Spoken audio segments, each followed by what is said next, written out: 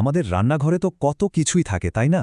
তার মধ্যে একটা খুব সাধারণ মশলা হলো লবঙ্গ। কিন্তু কখনো কি ভেবে দেখেছি এই ছোট্ট একটা জিনিসের ভেতরে আসলে কি অসম্ভব পরিমাণ শক্তি লুকিয়ে থাকতে পারে? আজকে আমরা ঠিক এই প্রশ্নটারই উত্তর খোঁজার চেষ্টা করব।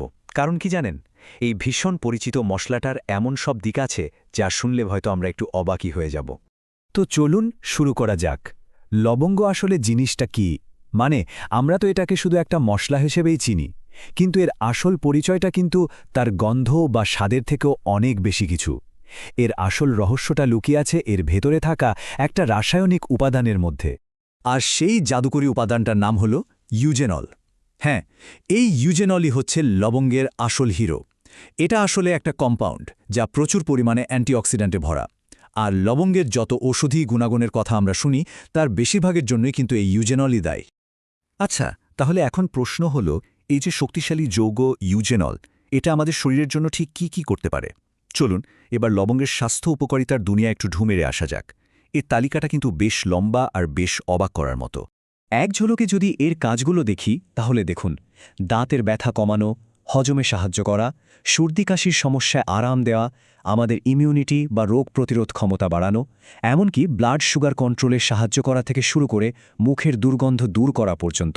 কি নেই তালিকায়? এর মধ্যে সবচেয়ে পরিচিত ব্যবহার কোনটা বলুন তো? একদম ঠিক, দাঁতের ব্যথা। এটা তো বহু পুরনো একটা ঘরোয়া টোটকা, তাই না? দাঁতে ব্যথা হলেই লবঙ্গ বা লবঙ্গের তেল ব্যবহারের কথা আমরা সবাই জানি। আসলে ওই যে ইউজেনল, ওটার মধ্যেই ব্যথা কমানোর একটা দারুণ ক্ষমতা আছে। তাই এটা সরাসরি ব্যথা আর মাড়ির ফোলা কমাতে সাহায্য করে। এরপর আসি হজমের কথায়। গ্যাস, বদহজম, পেট ভার হয়ে থাকা, এই সমস্যাগুলো তো আমাদের অনেকেরই হয়। বেশ অস্বস্তিকর, তাই না? লবঙ্গ কিন্তু এই ধরনের সমস্যাগুলোর বিরুদ্ধে দারুণ কাজ করে।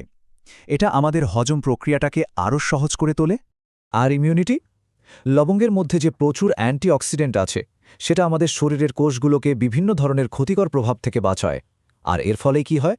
আমাদের রোগ প্রতিরোধ করার যে ক্ষমতা সেটা ভিতর থেকে আরও মজবুত হয়ে ওঠে। তো এতক্ষণ তো আমরা লবঙ্গের অনেক ভালো দিক নিয়ে কথা বললাম, কিন্তু একটা মুদ্রার তো দুটো পিঠ থাকে, তাই না? একটা সম্পূর্ণ ছবি পেতে গেলে এর কিছু সীমাবদ্ধতা আর ঝুঁকির দিকগুলো আমাদের জেনে রাখাটা কিন্তু ঠিক ততটাই জরুরি। হ্যাঁ, একটা কিন্তু আছে। কারণ যে কোনো ভালো জিনিসেরই একটা সঠিক মাত্রা থাকা দরকার। লবঙ্গের এত উপকারিতার পাশাপাশি এর অন্য একটা দিকও আছে, যেটা আমাদের একেবারেই ভুলে গেলে চলবে না। দেখুন, আসল কথাটা হলো পরিমাণ। ঠিকঠাক পরিমাণে লবঙ্গ ব্যবহার করলে সেটা আমাদের জন্য দারুণ উপকারী, কিন্তু সেই পরিমাণটা যদি বেশি হয়ে যায় তাহলে কিন্তু হিতে বিপরীত হতে পারে। মানে সেটা শরীরের জন্য ক্ষতিকরও হয়ে উঠতে পারে। তাই এই ব্যালেন্স বা ভারসাম্যটা রাখা খুবই জরুরি।